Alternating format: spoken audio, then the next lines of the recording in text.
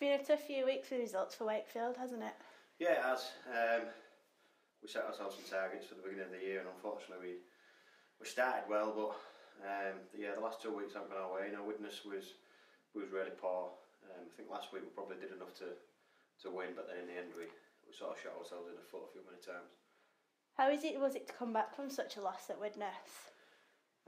It's not as hard as you think. I think it sort of gives you a bit of motivation the next week, especially when you played as bad as we did.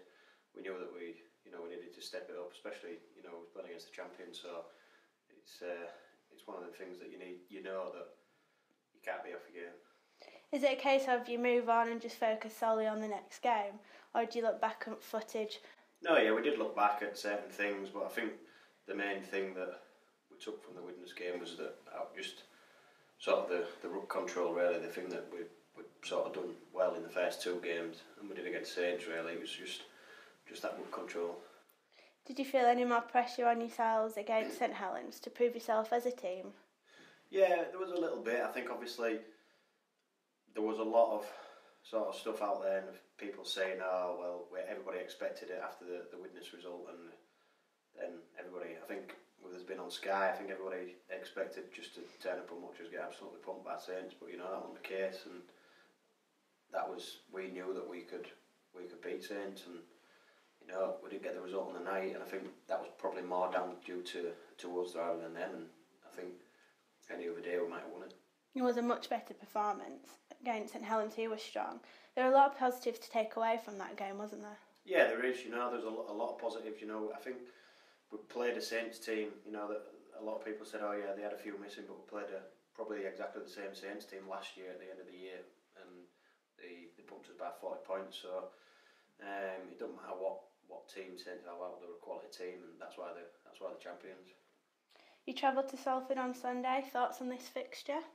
Yeah, I always like going to Salford. It's a nice ground, and they're a good team. They're in a bit of form at the minute. They was playing well last week. I know they ended up with a draw, but the week before I think they got a win against Hull, so they're in good form themselves. So we've got to be on our mettle to get the win. With the Super 8s being this season, do you find yourselves keeping an eye on the table so early on, especially after losing a couple of games? Not really, no. Obviously I know where we are. I've looked, but it's not something that I'm looking at and thinking, oh, we need to do this, that and the other. I think it's one of the things where if you concentrate on yourselves and how you're performing, the big table sort of looks after itself. The tough fixtures don't just stop on Sunday. We've got Huddersfield at home next week, and then the Easter period is just around the corner.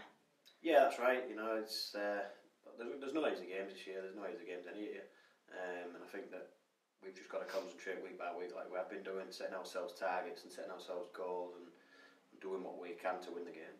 There's been a few setbacks in regards to injuries. Does that have a knock-on effect with the rest of the squad?